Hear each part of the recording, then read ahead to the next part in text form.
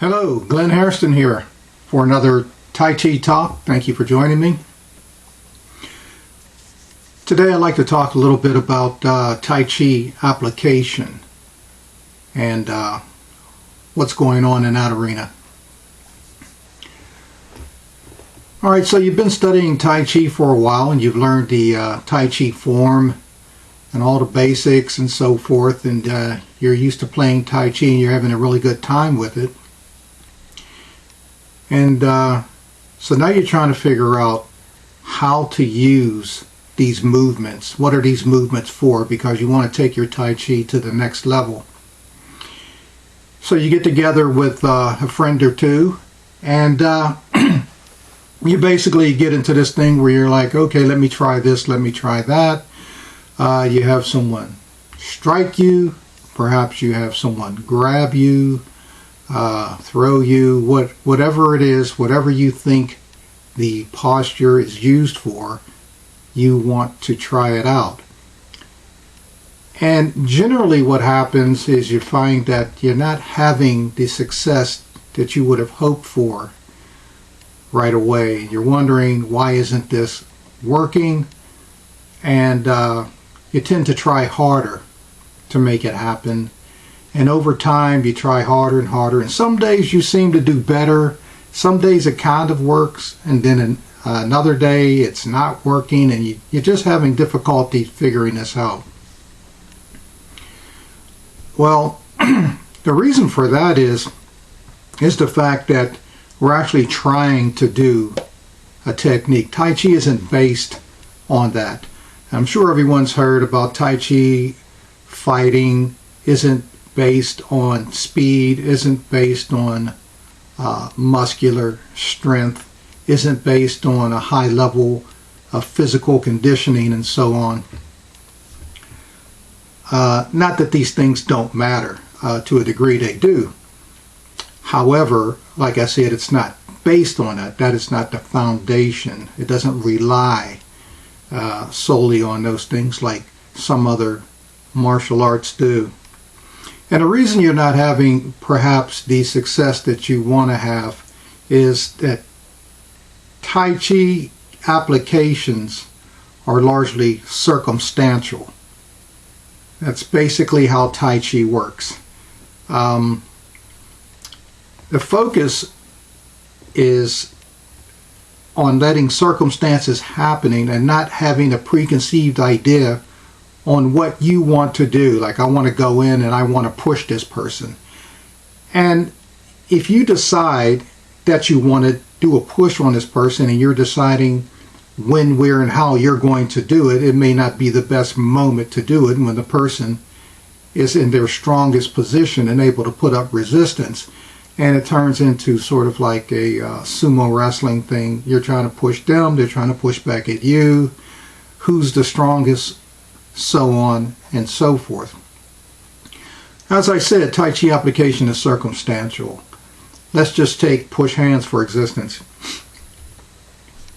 During the practice of push hands, I don't decide at any given point, I'm going to push this person, I'm going to pull this person, I'm going to press this person, I'm going to utilize whatever energy that it is that's applicable to the situation. However, I am going to yield and give in to the movements of this individual, and during the right set of circumstances, when things occur, the person will find themselves in a bad position. And in Tai Chi, we take advantage of those bad positions.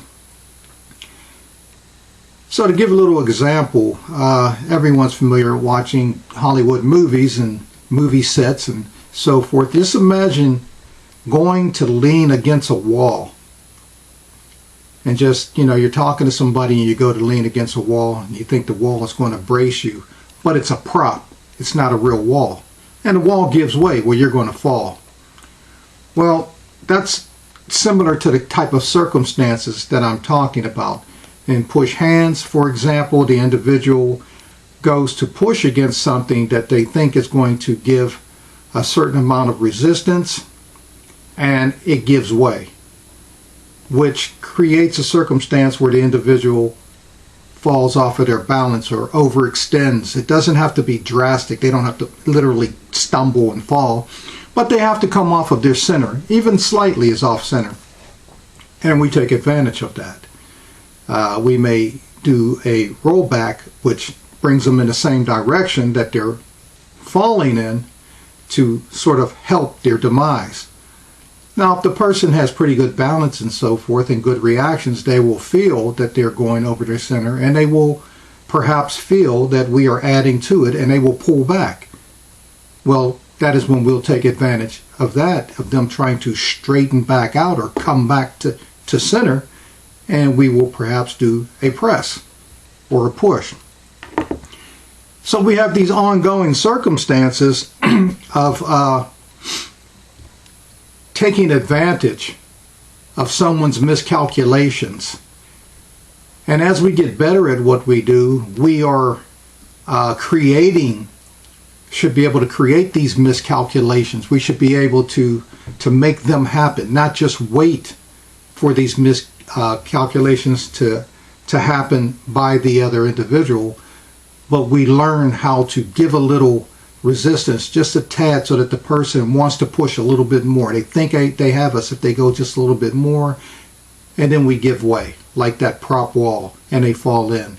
And then we either throw them down by rolling them back, pressing them out, pushing them, taking them over our leg, whatever the circumstances are, whatever your level of skill is, whatever method fits the circumstance.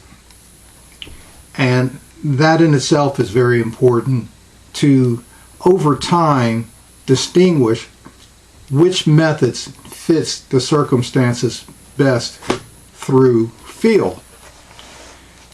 So there's a lot of things to be learned just through this training and understanding. A lot of it is good distance management, because we're not just talking about push hands, we're actually talking about fighting. Someone's punching at you, someone's kicking at you, someone's trying to grab you, someone's trying to grapple with you, and distance management and relaxation helps all of these things. If a person takes a step towards me and I take a step back, they haven't really closed the distance. If they take a step towards me and I haven't taken a step back, then whatever method they're doing is going to have a lot greater effect coming my way. So we can take away the abilities of the individual by managing distance, and almost every martial art possesses this skill in some form or another to some degree or so. So there's a lot of things that we utilize, such as lightly adhering or sticking to an individual. A lot of people think this only applies to push hands, but if someone punches me and I go to ward it off and I lightly adhere to their arms, and they don't really realize it because it's so light. As they continue their movements, they don't realize that I'm riding their movements, and at the right time I can unleash my attack, issue energy on them, whatever technique that may be, whether that's a strike or of some kind, a throw of some kind, a push, or whatever. It doesn't matter. So it's very important that we gain the ability to stay in contact, constant contact with our opponents, because these are our skills. This is the bag, the tools in our bag that we use when engaging with another individual. So keep in mind that using force and using muscular energy and using speed, trying to beat someone to the punch, and physical conditioning, as I said, that does have a role in Tai Chi. I mean, you can't fight without having some sense of conditioning. If you're huffing and puffing in the first 30 seconds, of course, that's not going to be very beneficial.